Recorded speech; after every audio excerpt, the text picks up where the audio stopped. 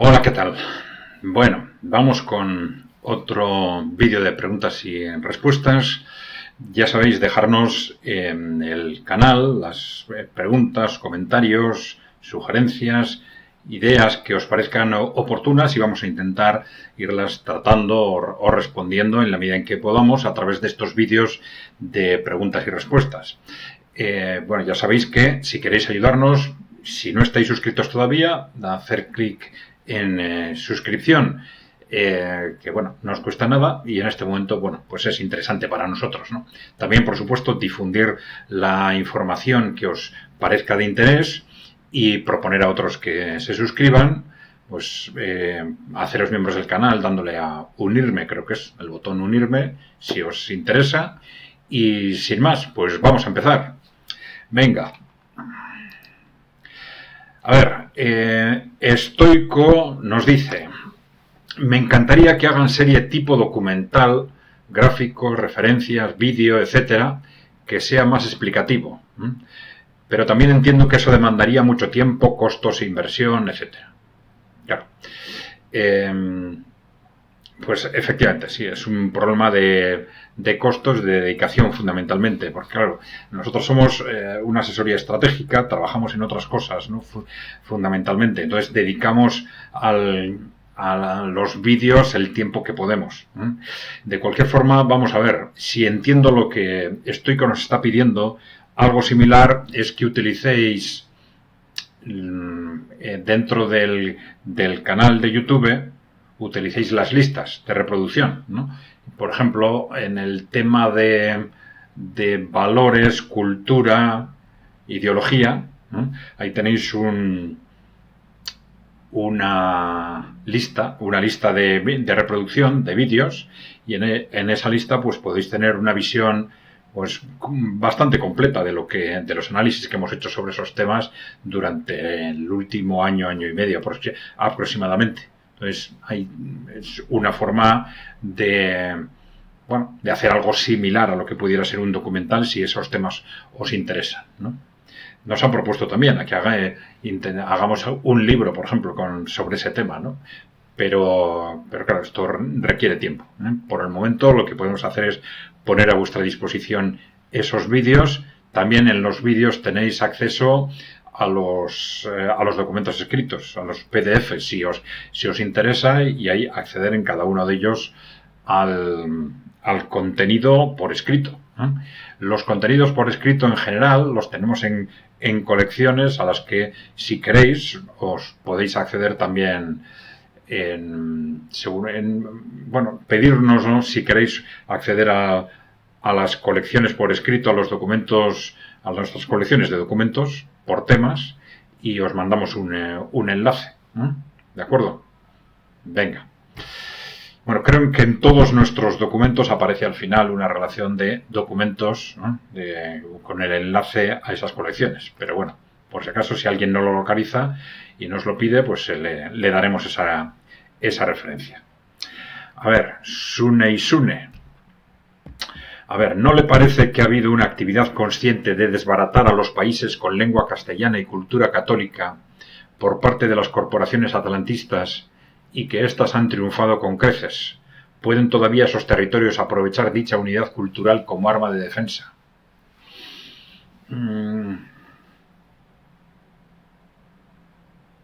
vamos a ver. Está claro que hubo, digamos, pues luchas, pues en parte imperialistas, colonialistas, como queráis llamarla, entre los distintos imperios.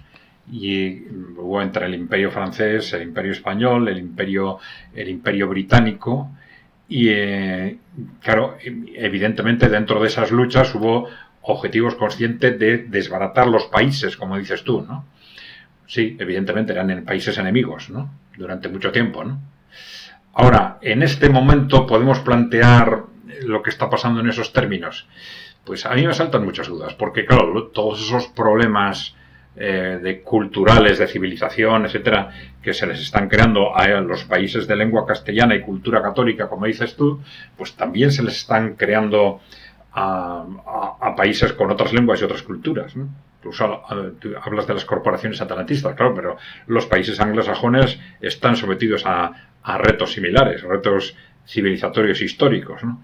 El hecho de que desde un punto de vista hegemónico, esos países o los gobiernos de esos países hayan gestionado la titularidad de esa hegemonía internacional, no quiere decir que eso haya sido bueno para esos países. Igual al principio sí, pero las decisiones que han tomado esos gobiernos al gestionar esa hegemonía mundial no han sido nunca decisiones en función de los intereses de sus ciudadanos, sino en función de esas élites corporativas que diseñaron con mucha claridad desde el siglo XIX esas estrategias de ampliación de las esferas de influencia en el ámbito internacional,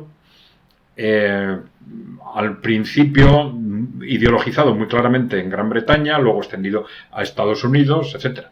Pero claro que están cultural y socialmente están destruyendo Estados Unidos y Gran Bretaña como están destruyendo Alemania, Francia, España y los países de habla hispánica también, ¿no? Entonces, bueno, claro, ahora se está hablando mucho de que el mundo actual se está enfrentando a una pugna entre patriotas y soberanistas. En ese sentido, claro, como en todas las comunidades humanas, ya hemos distinguido ahí en algún documento que hemos hecho entre los aspectos positivos y negativos de lo que unos llaman patriotismo, otros nacionalismo, y algunos diferencian los dos términos, ¿no? Pero bueno, aspectos positivos del patriotismo en cuanto a defensa de los intereses de una comunidad, aspectos negativos en cuanto a posible distorsión en el análisis de la realidad, o en cuanto a utilizar excesivamente los mensajes emotivos y, digamos, poner los intereses de tu país por encima de los intereses de los ciudadanos de los otros países de una forma desproporcionada. Es decir, que defendamos nuestros intereses a costa de los intereses de los ciudadanos de otros países, ya digo, siempre de esa forma desproporcionada, ¿no? Bueno, pero en conjunto, bueno, el que existan comunidades nacionales que defiendan su cultura y sus países, etcétera, pues en principio eso lógicamente es bueno, ¿no? Es bueno y es una defensa contra esos proyectos de carácter corporativo, internacionalista, globalista, que pretenden debilitar los países como un instrumento para dejar el poder fundamental en manos de las grandes corporaciones, ¿no? Supongo que esto es más o menos a lo que te refieres. Pero ya digo, no veo en este momento, no me cuesta mucho identificar lo que está sucediendo en Occidente como algo una dinámica que esté funcionando en contra de los países de lengua castellana y cultura católica, como dices tú, y a favor de los países anglosajones, ¿no? Vamos a ver, depende de lo que queramos decir con países anglosajones, pero desde luego si entendemos los ciudadanos y los países en cuanto tal, desde luego esto no es así. Son unas élites que tampoco son ya estrictamente anglosajonas, porque al final los intereses tienden a hacerse internacionales, ¿no? Y en esos intereses comunes, pues participan ciudadanos o grandes inversores, aristócratas y de muchos países, ¿no? Bien, a ver, Lupe Jurado Moreno.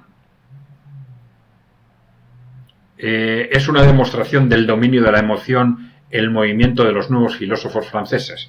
Bueno, vamos a ver. En parte sí, claro.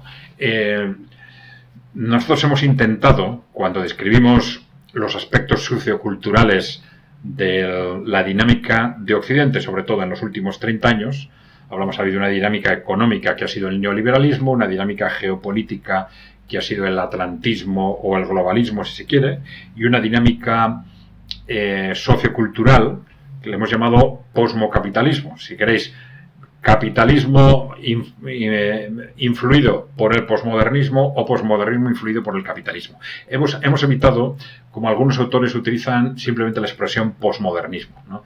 Supongo que a esos nuevos filósofos franceses te refieres en ese sentido, ¿no?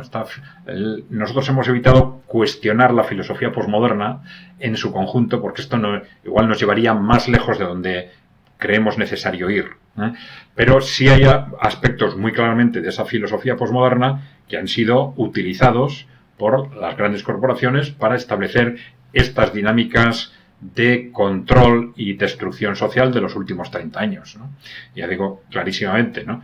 el posmofeminismo, el catastrofismo climático, la manipulación de minorías sexuales, la explotación masiva de migrantes, el individualismo, la destrucción de comunidades humanas y sociales de todo tipo, y el globalismo, si queréis. Bien, en todos ellos, en todos estos movimientos, lo que se hace es, digamos, manipular objetivos, realidades, problemas reales de la sociedad, retos reales, y para esa manipulación se utiliza sistemáticamente la emoción, las imágenes, porque es lo que permite a las corporaciones, que son las que manejan los medios de comunicación y la industria cultural, les permite manipular los intereses sociales, los intereses de los ciudadanos a su favor, ¿no? Entonces, en ese sentido, del posmodernismo es algo que no sucedió solo con el posmodernismo, también sucedió con el fascismo, el nazismo, etcétera, pero esa mitificación, digamos, de las emociones, los sentimientos, como instrumento para acercarse a la realidad por encima de la razón, es lo que permite esa manipulación por parte del poder corporativo, fundamentalmente. A ver, Cosamosa nos dice, el asunto de la población, vamos a ver, creo que es un poco largo, no. El asunto de la población es que las superpotencias necesitan cantera para aprovechar el talento. 10 veces más población no implica 10 veces más creatividad, a menos que haya medios para popularizar el acceso a las universidades de cierta calidad. El resultado óptimo probablemente se alcanza cuando la población autóctona crece al mismo tiempo que la provisión de crecimiento económico, entrecomillado debido a la ambigüedad de este término. De nada sirve que el talentoso acceda a la universidad de prestigio si hay algún problema de reacción aquí, si al final del camino descubre que su talento va a servir para engrosar a los ricos.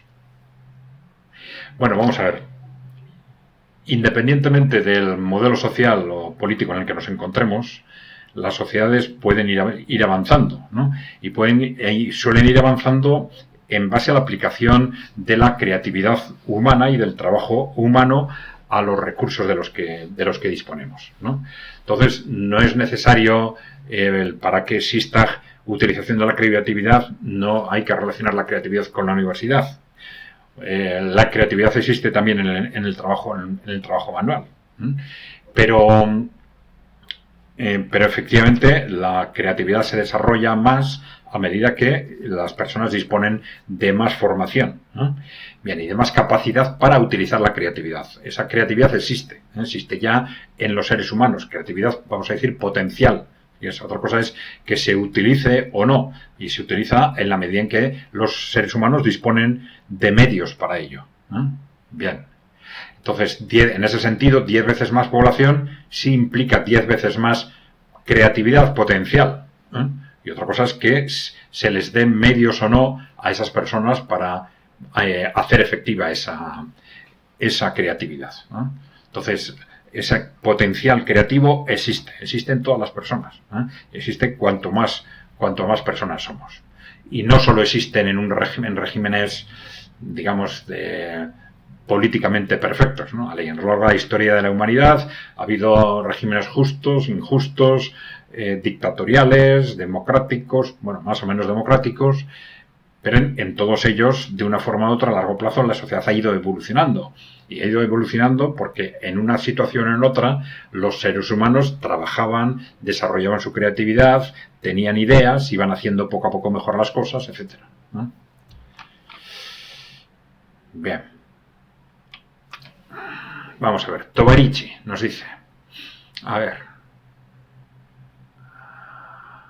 sobre el análisis sobre la razón subyacente de la inmigración masiva como ejército proletario de reserva y en el caso concreto de España, con una tasa de desempleo del 11,6%, la mayor de Europa.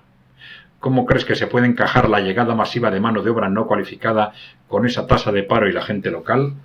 ¿Qué puede ocurrir a medio o largo plazo en un país con dicha tasa de paro y modelo productivo de bajo valor añadido y tanto problema de acceso a la vivienda para gente nativa joven. Bueno, vamos a ver. El análisis sobre la razón subyacente de la inmigración masiva como ejército proletario de reserva. Bueno, vamos a ver. El ejército proletario de reserva al final es que hace referencia a que disponer de personas que no están trabajando, pero que pueden tener acceso al puesto de trabajo, es muy importante para los empresarios o para los inversores, porque pueden utilizarlos para nuevas inversiones o porque simplemente su interés en trabajar hace bajar el precio del trabajo.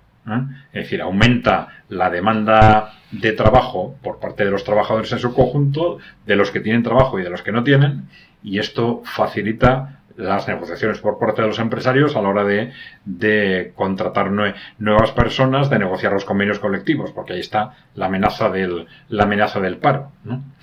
Bien, entonces, digamos, disponer de un ejército proletario de reserva, de un ejército de trabajadores de reserva, es sí un objetivo, es algo muy interesante para los empresarios en sí mismo.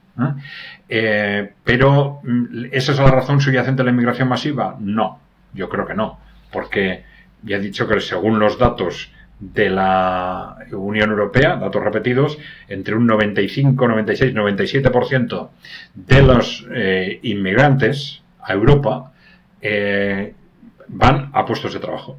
No serán puestos de trabajo estables, luego algunos de ellos acabarán en el paro, pero digamos las dos cosas son interesantes. Primero, disponer de mano de obra barata, artificialmente barata, baratísima vamos a decir, que esto ha hecho y sigue haciendo ricos a muchos miles de empresarios, y además tener ese ejército de reserva que tira a la baja, tensiona a la baja el coste de la mano de obra. Bien, ahora, ¿cómo cuadra esto con una tasa del desempleo del 11,6? Pues no cuadra de ninguna forma. Es un absoluto disparate que solo se justifica, como hemos dicho, porque es una dinámica que responde al objetivo empresarial y de las grandes corporaciones, que son las que inciden en las decisiones políticas, a ese objetivo de disposición masiva de mano de obra barata, de ganar dinero fácilmente en base a mano de obra barata.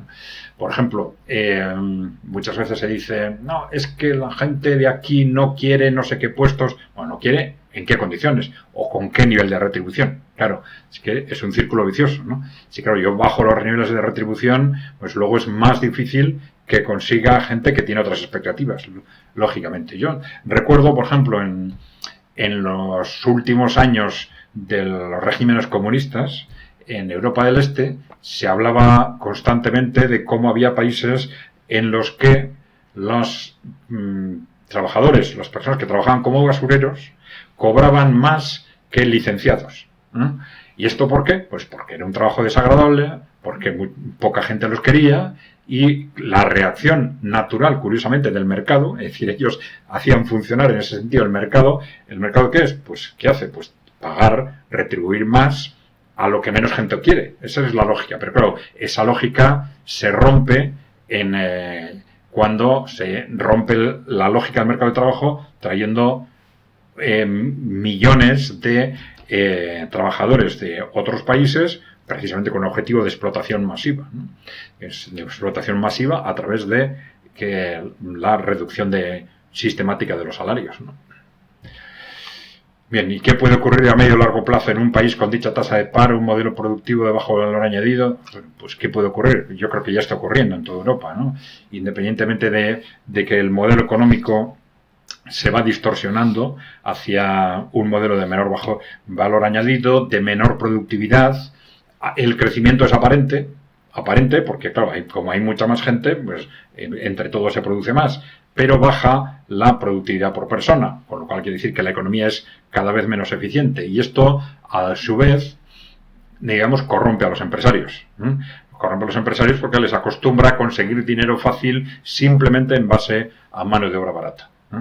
De tal forma, y esto es una realidad en Europa en este momento, puede haber otras causas, pero la realidad es que efectivamente a los empresarios europeos, a los inversores europeos, les está costando muchísimo invertir en tecnología, invertir en valor añadido, y al contrario están invirtiendo masivamente en ganar dinero fácil en base a contratación de mano de obra artificialmente barata, explotación de mano de obra artificialmente barata. Por eso es muy importante localizar que este es el gran fondo del problema.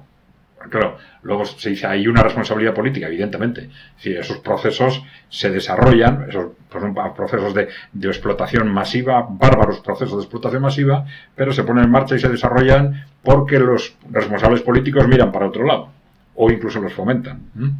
Entonces, esos políticos que no trabajan para los ciudadanos, sino que trabajan para las grandes corporaciones, puede decirse claramente que son los responsables fundamentales de todo esto, ¿no? Pero esto es muy importante para evitar culpabilizar a los migrantes como a personas. Y si hay alguien que no es responsable de lo que ha sucedido en todos esos procesos, son los migrantes, desde luego. El que los trae para explotarlos es el principal responsable y, sobre todo, desde un punto de vista macro, los políticos que deberían responsabilizarse de canalizar esos procesos o de ordenar esos procesos y no lo hacen. ¿Qué va a pasar? Pues ya veis, Europa está estallando ya, como era muy previsible a cuenta de estos procesos. Pero bueno, yo creo que ese estallido era más que previsible, ¿no? Bueno, Ana Martín, Barcelona. Las ideologías son la camisa de fuerza del pensamiento libre. Todo idealismo, toda ideología son incompatibles con la realidad. Lo importante son los principios, la capacidad analítica y el sentido crítico.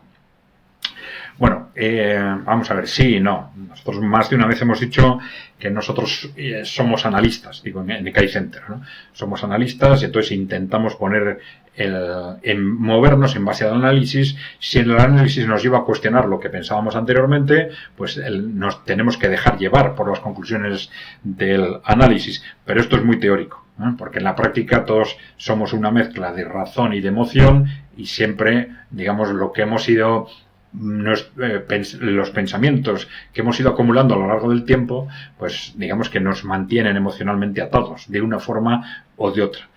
Lo que intentamos nosotros, por ejemplo, en ECAI Center, es contener esas emociones para intentar dejarnos llevar por lo que la razón, por lo que el análisis nos dice, ¿no?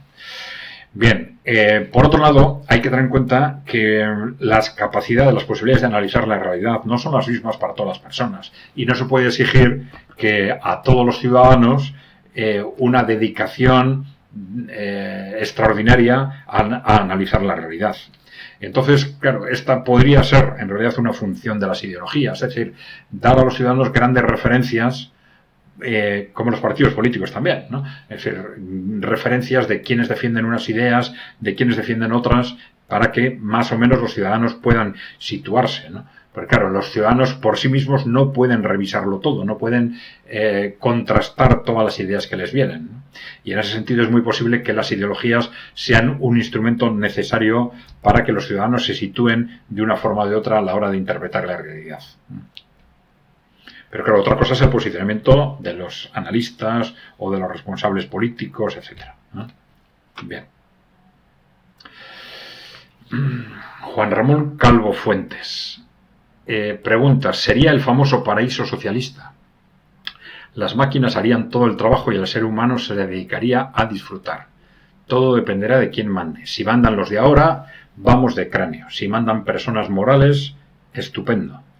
Vamos a ver, entiendo que se está refiriendo a esta reflexión, esa reflexión sobre la utopía, vamos a decir, de las empresas sin trabajadores. Es un tema del que se está hablando mucho desde la tercera revolución industrial, luego la cuarta revolución industrial, la robotización, la digitalización, ahora con la inteligencia artificial, etc. Entonces, en ese análisis intentamos describir el impacto sobre la economía de empresa que tendría el avance hacia una empresa sin trabajadores, que sería un impacto estructural, ¿no? Que, bueno, Juan Ramón Calvo dice, ¿sería el famoso paraíso socialista? Bueno, no, en principio no, porque el socialismo no era esto. El socialismo se supone que es que los trabajadores o los representantes de los trabajadores tomen el poder y desde el poder pues construyan una sociedad que muchos entienden en base a fundamentalmente empresas públicas, ¿no? Eso entiendo que sería el socialismo, que otra cosa es lo que comentamos, el avance tecnológico hacia empresas sin trabajadores, ¿no? Las máquinas harían todo el trabajo y el ser humano se dedicaría a disfrutar. Bueno, ya digo, eso no es el paraíso socialista, eso es otra cosa, ¿eh?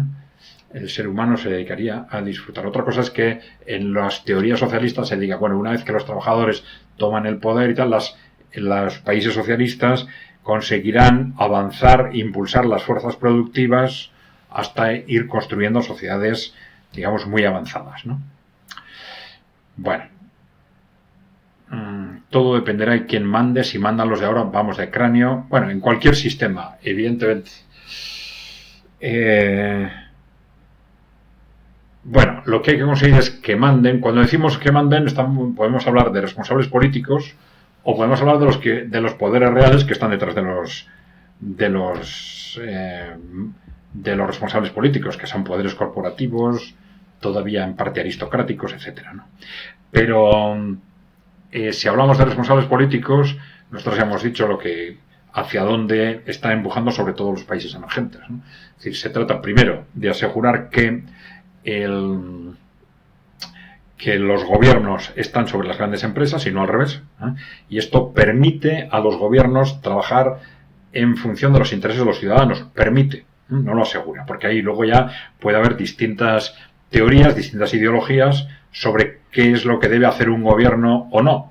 Pero ya es distinto si esto lo pueden aplicar en función de los intereses de los ciudadanos y no porque tengan intereses corporativos detrás empujándoles en una determinada dirección, ¿eh? Bien.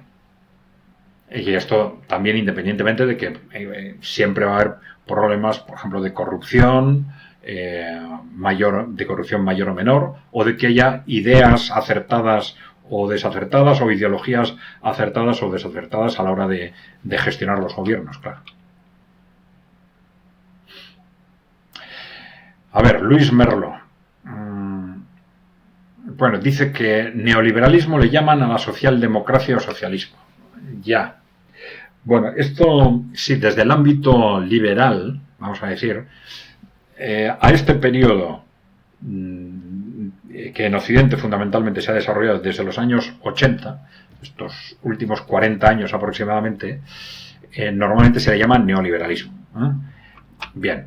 Pero desde el ámbito liberal se cuestiona esa palabra neoliberalismo porque dicen que eso no ha tenido mucho que ver con el liberalismo, entonces no les gusta esa palabra, ¿eh? Bien, y esto hay que entenderlo y tiene su lógica, ¿eh? Y dicen, no, ha sido socialdemocracia. Bueno, lo que pasa es que, claro, como la socialdemocracia fue una cosa en el siglo XIX, otra cosa a principios del XX, otra cosa a finales del XX y tal, bueno, en realidad lo que está haciendo referencia, cuando dice socialdemocracia, en realidad al modelo que se construyó en Europa en la posguerra hasta los años 80 y que a partir de ahí se ha cuestionado, ¿eh? Se ha cuestionado en lo más importante, por ejemplo, la privatización de empresas. La privatización de empresas públicas ha sido masiva en toda Europa. Eso no es socialdemocracia, evidentemente, ¿no? Eso es un producto del neoliberalismo, ¿eh? También el debilitamiento de los sindicatos, por ejemplo, ¿no? Vamos a ver. Pero ya hemos dicho otras veces que efectivamente el neoliberalismo es cuestionable que haya sido realmente liberal en el sentido ideológico, ¿eh? Porque el neoliberalismo ha sido una aplicación práctica de intereses corporativos, ¿eh? Que han defendido en teoría una ideología liberal, pero cuando han llegado al gobierno han defendido el Estado cuando les interesaba a las corporaciones y han defendido el mercado cuando el mercado les interesa a las corporaciones. No han tenido problemas para defender el Estado, por ejemplo, en las políticas monetarias, ¿no? En las políticas bancarias, claramente dependientes de la actividad del Estado, en distintos programas públicos destinados a la transferencia de recursos públicos hacia las grandes corporaciones. Y luego, un aspecto muy interesante, yo creo que es que durante estos años no se ha reducido el peso del gasto público sobre el PIB, ya lo hemos comentado, ¿no? Y en eso también tienen razón los liberales cuando dicen ¿cómo va a ser este periodo neoliberal si no se ha reducido el peso del gasto público sobre el PIB? Es porque muchos gobiernos, incluso los que más se llamaban a sí mismos neoliberales, como los de Thatcher, Reagan, etcétera, llegaban al gobierno y no reducían, ¿no? Había pequeños matices, un año se sube, el otro se baja, pero no reducían el gasto público sobre el PIB, ¿no? Y esto es porque seguramente esto responde a razones estructurales que ya hemos explicado otras veces, ¿no? Es decir, razones estructurales que llevan a que el nivel de gasto público sobre el PIB en las economías de mercado, en nuestras economías, esté relacionado no tanto con la ideología del que gobierna, sino fundamentalmente con el nivel de desarrollo económico. Cuanto mayor es el desarrollo económico, mayor es el gasto público sobre el PIB. ¿Por qué? Porque cuanto mayor es el nivel de desarrollo económico, tenemos, los ciudadanos, si se quiere, más capacidad de dejar de gastar. Y esto hace que las crisis sean mucho mayores. Ya sabéis que el desarrollo en la economía de mercado se produce a través de crisis, periodos de expansión, periodo de crisis, periodos de expansión. Y entonces lo que ocurre es que en los periodos de crisis, ante la previsión de que venga una crisis o ante los miedos que genera la propia crisis o el desempleo, etcétera, bajamos en el nivel de consumo. Pero claro, esa capacidad de bajar el nivel de consumo es más alta cuanto mayor es nuestro nivel de renta. En los países muy avanzados, esa capacidad de reducción del consumo es tan grande que las crisis económicas potenciales son cada vez mayores. Entonces, son cada vez mayores, salvo que una parte de ese consumo total sea consumo público. Por ejemplo, pues el gasto en educación, o el gasto en sanidad, el gasto en servicios sociales.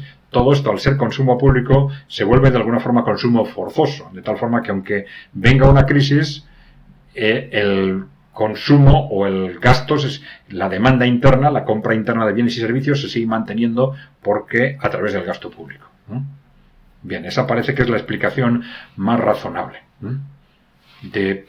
de esa realidad de que el periodo neoliberal sea dudoso que haya sido realmente liberal en el sentido ideológico. Pero bueno, la palabra neoliberal yo creo que no hay más remedio que utilizarla porque hay que llamar de alguna forma a ese periodo, y casi todos los gobiernos que han sido protagonistas de esos movimientos pues han defendido lo que han llamado neoliberalismo. Entonces yo creo que esto es algo admitido por prácticamente todo el mundo. Creo que a los liberales no les gusta aceptar que se llame neoliberal a ese periodo, pero bueno. A ver, Tovarichi nos dice: a las luchas parciales que han fragmentado la lucha de la clase trabajadora, como el posmofeminismo, el catastrofismo medioambiental y el multiculturalismo, habría que añadir el posmonacionalismo como mayor fuerza fragmentadora de la lucha de clase, pues el nacionalismo proviene del romanticismo decimonónico burgués liberal y en manos de movimientos en apariencia de izquierdas, lo que han hecho es aburguesar la lucha de clases abrazando el liberalismo nacionalista. La izquierda abertzale, se está haciendo referencia a la izquierda vasca, ¿no?, sería un ejemplo plausible de esto. Bueno, vamos a ver. Nacionalismo, se está haciendo referencia aquí Tovarichi al nacionalismo, o sea, vamos a decir, movimientos patrióticos de las minorías nacionales. Aquí parece que se está refiriendo a esto, ¿no? Pero, bueno, estos movimientos, y yo creo que también lo hemos dicho, claro, depende cómo se gestione, ¿no? Porque la defensa de intereses colectivos en sí misma no es malo. El ser humano siempre funciona a través de colectividades sociales. Y entonces esas colectividades sociales pueden ser la pareja, la familia, la colectividad local, pueden ser las asociaciones, los sindicatos y también pues, las naciones, ¿no? Entonces, el hecho de que se actúe colectivamente defendiendo los intereses de tu nación no es malo. Puede ser un movimiento en sí mismo positivo desde el punto de vista de los intereses de los ciudadanos. Otra cosa es que, como todos los movimientos, se intenten manipular por los que tienen el poder, claro. Y esta manipulación es más fuerte en la medida en que ese nacionalismo o esos movimientos patrióticos, primero, como consecuencia de poner un excesivo peso, dar un excesivo peso a la emoción frente a la racionalidad, no analicen la realidad suficientemente, analicen solo parcialmente y solo desde su propia perspectiva, y esto puede distorsionar y hacer daño a los propios objetivos de esos movimientos, ¿no? Y luego, ya lo hemos dicho, en la medida en que se intente defender los intereses de tu comunidad nacional, de tu país, de tu pueblo, haciendo daño a otros, ¿no? Haciendo daño, si quieres, de forma desproporcionada, ¿no? Entonces, digamos, ese sentimiento nacional en cuanto a, digamos, defensa de los intereses comunitarios del país, pues bueno, no tiene por qué ser malo en sí mismo, creo, ¿eh? Pero otra cosa es también, efectivamente, esa manipulación externa, que es, ya digo, más fácil cuanto menos es más fácil cuanto ese nacionalismo esté más alejado de la realidad, ¿eh? Vamos a decirlo así. Es decir, que sea un modelo de nacionalismo, como les pasa, por ejemplo, a esas luchas fragmentarias que tú mencionas, ¿no? El feminismo, el ambientalismo y tal, en la medida en que se adscriben a movimientos que solo se dedican a eso, esos movimientos tienen el riesgo o tienen una tendencia a no analizar la realidad en su conjunto, por lo tanto, a distorsionar el análisis de la realidad y, como consecuencia, a tomar decisiones equivocadas o a dejarse manipular, efectivamente, ¿eh? ¿Vale? A ver, Rafa Pérez. Dice, es bien cierto que en los carteles de los principales sindicatos que hay colgados en las fábricas se han cambiado las tradicionales reivindicaciones de los trabajadores, que por cierto han ido perdiendo derechos adquiridos hace años por reivindicaciones relacionadas más con la igualdad, pero igualdad de sexos, claro, el acoso, la emisión de carbono y cosas por el estilo, que por supuesto que son importantes, pero a mi juicio no son el foco de los problemas nucleares de los trabajadores. A ver, creo que sigue aquí. No. Sí, hay un aspecto muy interesante en lo que comentas. Por ejemplo, el término igualdad, ¿no? Sí es sorprendente de la distorsión y de la manipulación en la que se han introducido nuestros líderes políticos en los últimos años, ¿no? Vamos a hablar de esos líderes, vamos a decir, progresistas, de izquierda, etcétera, que de pronto algo que era básico en sus concepciones ideológicas, como el concepto de igualdad, de pronto ahora la palabra igualdad tiende a referirse, están aceptando que se utiliza la palabra igualdad exclusivamente a efectos de la igualdad entre los sexos, o fundamentalmente a efectos de la igualdad entre los sexos, ¿no? Y esto es muy indicativo de hasta qué punto, ya digo, se han dejado manipular, es decir, y se han convertido en ideologías distintas de las que eran anteriormente, ¿eh? Bueno, yo creo que esto es muy importante tener, es un síntoma muy claro, ¿no? Bien, lo que tú dices es cierto, porque al final, como tú dices, son importantes, digamos, la emancipación de la mujer, la defensa del medio ambiente, etcétera, son importantes, son reales, son reivindicaciones reales, pero claro, lo que se ha hecho es permitir que se utilicen como instrumentos de manipulación sistemática de la opinión pública occidental hasta extremos ridículos. Pero ya hemos dicho más de una vez que esto tiene los días contados. Son movimientos tan destructivos y tan absurdos que solo se mantienen en base a ese consenso de partido único en el que se han metido los que se llaman a sí mismos liberales, socialdemócratas, centristas, etcétera. Pero que eso va a estallar muy rápidamente. A ver, Emeterio Leñena nos dice: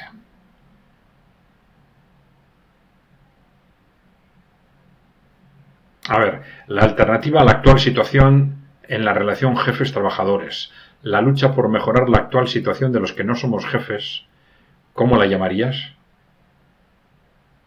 Y luego la COE, que es la Confederación Española de Empresarios, ¿no? La Confederación Española de Organizaciones Empresariales, ¿no? Defiende a los empresarios, pero no a las grandes corporaciones. ¿Esto puede ser? Bueno, vamos a ver. Lo primero, la lucha por mejorar la actual situación de los que no somos jefes. Bueno, ¿cómo le llamarías? No sé si hay que ponerle un nombre a ese tema, ¿no? Pues ahí tenemos, por ejemplo, la lucha de los sindicatos, ¿no? Por defender, pero bueno, normalmente es más que jefes trabajadores, es una lucha entre trabajadores en su conjunto y propietarios de las empresas o inversores de capital, ¿no? Y mejorar la situación de los trabajadores puede ser por muchas vías. Es en el propio puesto de trabajo, y esto se puede hacer a través de derechos sindicales, del reforzamiento de los sindicatos, de la actuación sindical o de mejoras laborales en la legislación laboral, por ejemplo, ¿no? Pero también de mejoras en la gestión pública, en los servicios públicos, en las prestaciones públicas, o de mejoras ya en el ámbito ya claramente político o geopolítico en la posición de los gobiernos. Es decir, asegurando que los gobiernos trabajen para los trabajadores, para los ciudadanos. No hay que olvidarse que los trabajadores asalariados son ya entre el 85 y el 90% de la mano de obra en el conjunto de Europa, ¿no? Y es una tendencia creciente. Con lo cual, el que los gobiernos trabajen para los ciudadanos es lo mismo que decir que trabajen para los trabajadores, ¿no? Y luego esto de que la COE, la Confederación de Empresarios, defiende a los empresarios pero no a las grandes corporaciones. ¿Esto puede ser? Bueno, yo no creo que es así en absoluto. Al contrario, las confederaciones empresariales han tenido siempre una tendencia a depender de las grandes empresas. Y esto últimamente cada vez más de forma exagerada, ¿no? Entre otras cosas porque son las que tienen capacidad de actuación, capacidad de implicarse directamente en estas organizaciones, capacidad de financiación, ¿no? Y estas organizaciones tienden a moverse, no en un principio, pero rápidamente hacia quien les paga, hacia quien les financia, etcétera, ¿no? Entonces, son realmente las grandes empresas, al final las corporaciones, las que controlan estas organizaciones empresariales, prácticamente en su totalidad. Es más, nosotros hemos hecho análisis en concreto sobre la Organización Vasca de Empresarios, Confebask, y hemos dicho, bueno, es que esto ha llegado ya a extremos ridículos de que, porque los presidentes de Confebask, de esta Organización de Empresarios Vasca, dicen que son empresarios vascos, organización de empresarios vascos, pero no son vascos ni son empresarios, ¿no? No son empresarios porque son asalariados de grandes corporaciones, no son empresarios, ¿no? Son personas que han puesto en marcha esa empresa, no son propietarios de las empresas, son asalariados de las grandes corporaciones, ¿no? Y además no dependen ni de corporaciones que sean vascas, sino de filiales de multinacionales de otros países y ahora, más recientemente, incluso de esos grandes inversores internacionales, BlackRock en concreto, ¿no? La presidenta de Confebask es una trabajadora de una filial de una multinacional participada cualificadamente por BlackRock, ¿no? Entonces, bueno, esto nos da una idea de a qué intereses responden esas confederaciones empresariales, desde luego no a los intereses del país ni mucho menos, ¿no? Pero esto es muy importante ponerlo sobre la mesa, porque claro, ellos hacen referencia al empresario dando la imagen del pequeño empresario emprendedor que con su esfuerzo pues trabaja todas las horas del mundo para sacar adelante la empresa, etcétera, ¿no? Bueno, estos señores dependen de los grandes inversores internacionales, ¿no? Esto que quede claro. De esos grandes inversores internacionales que controlan la clase política occidental y que están destruyendo Occidente durante los últimos 30 años, ¿no? Para que quede claro. A ver, Irma Armenta. ¿Por qué utilizan ustedes la inteligencia artificial? Bueno, ya hablaremos en otro momento de si la utilizamos bien o no, o cómo. Pero ¿por qué no tenemos que utilizar la inteligencia artificial? Sería una pregunta. Te estás haciendo referencia a la utilización que hacemos en vídeos o en algunos vídeos de la inteligencia artificial. ¿Por qué no? Es decir, vamos a ver, en ámbitos de disidencia hay una tendencia creciente en los últimos años a posicionarse a la defensiva frente a las nuevas tecnologías, ¿no? Y esto creo que es algo muy peligroso. Es comprensible porque el origen de esto es que las tecnologías en Occidente se gestionan en función de los intereses de las grandes corporaciones y los intereses los utilizan cuando les dan posibilidades de ganar dinero, para ganar poder, etcétera, ¿no? Y entonces muchos ciudadanos se colocan a la defensiva frente a esas nuevas tecnologías. Pero, por ejemplo, es muy importante ser conscientes del contraste de lo que está sucediendo con las nuevas tecnologías en Occidente o en Asia, ¿no? y cómo aquí no hacemos más que hablar de las nuevas tecnologías, pero donde realmente se implantan es en Asia. Aquí nuestros empresarios hablan y hablan y hablan, pero son muy pocas empresas las que han hecho la apuesta por la cuarta revolución industrial, por la robotización industrial, la digitalización masiva o la inteligencia artificial. Y donde se están haciendo realmente esas apuestas es en Asia. Y el número de robots industriales se dispara en Asia frente a Europa y Estados Unidos, etcétera. Entonces, y esto lo están utilizando no en contra de los ciudadanos, sino a favor de los ciudadanos, ¿no? Por el fin de aumentar la productividad, darles más capacidad de creación de riqueza, de producción de bienes y servicios, es decir, de permitir a los ciudadanos que vivan mejor, si es necesario trabajar menos, produciendo lo mismo, compensar, por ejemplo, en el caso de China, las caídas el impacto de la caída de la natalidad. Bueno, es decir, en principio, frente a estas nuevas tecnologías son oportunidades de vivir mejor y de hacer mejor las cosas, ¿no? Bien, otro día hablamos, si quieres, en concreto las aplicaciones de inteligencia artificial que estamos utilizando en Kaizen, en vídeos de Kaizen, ¿no? Que a algunos les gustan, a otros no, pero bueno, ya hablaremos de esto más despacio.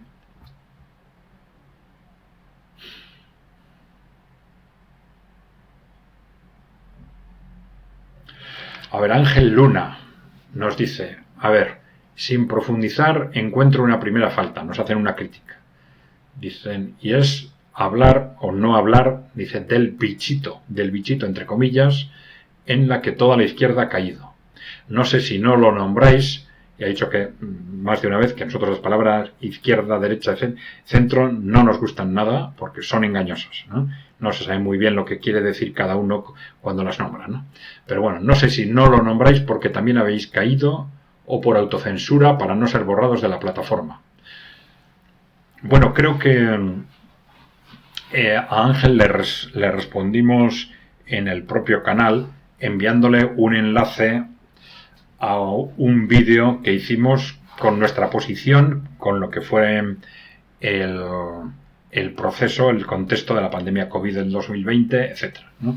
Nosotros nos situábamos ante un contexto, le llamábamos de duda razonable frente a muchas cosas que estaban pasando, y en ese vídeo resumimos nuestra posición, que parte de una posición analítica frente a distintos hechos que se produjeron en aquel proceso y por qué llegábamos a conclusiones de duda razonable, ¿eh? Entonces creo que te enviamos el enlace. Independientemente de eso, además de los vídeos de YouTube, hacemos un boletín casi diario que nos podéis pedir si estáis interesados. Lo enviamos o por WhatsApp o por Telegram o por correo electrónico, y en ese boletín, yo creo que casi todos los días enviamos alguna información, no nuestra, sino difundimos alguna información sobre este tema, simplemente para dar a conocer opiniones distintas de las dominantes en los medios de comunicación, no porque sean opiniones nuestras, porque pensamos que ante temas en los que tenemos dudas de fondo, pues es bueno conocer distintas opiniones y que esas opiniones se difundan, ¿no? Sobre todo cuando están claramente o han estado claramente restringidas y censuradas, ¿no? A ver.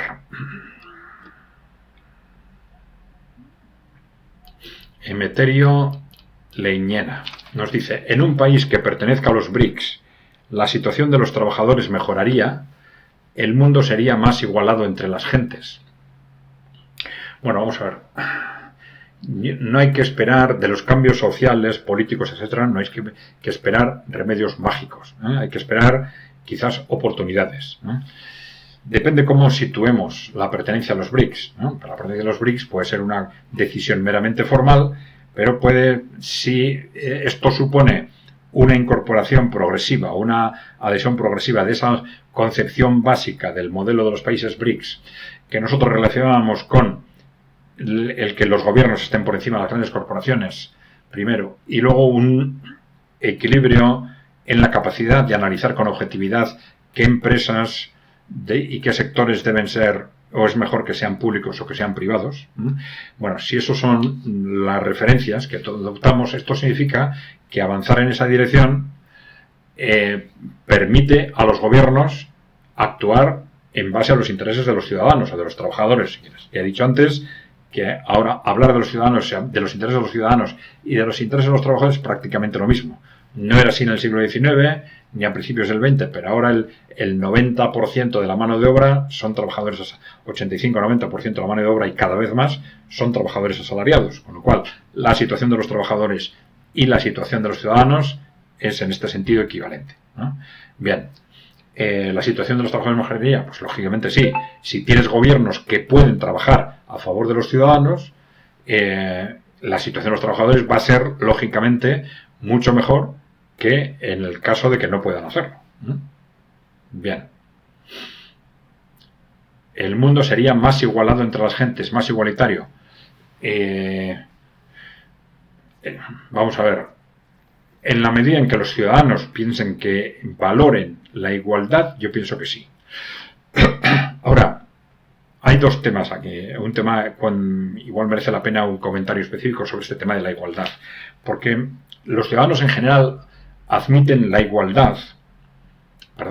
desigualdad cuando piensan que la desigualdad es de interés social. Es decir, en general, en todos los sistemas económicos en el mundo actualmente, se admite que haya desigualdades de renta, en concreto, ¿no? Bien, desigualdades de renta, ¿por qué? Porque se piensa que eso es necesario, pues para incentivarnos, un cierto nivel de desigualdad es necesario para incentivarnos, pues a trabajar más, a hacer cosas mejores, etcétera, ¿no? Bien, entonces, otra cosa es que ese nivel de desigualdad puede ser un instrumento para que la sociedad en su conjunto viva mejor. Y otra cosa es que esa desigualdad puede ser fomentada expresamente porque los que tienen mayor nivel de renta controlan el poder político.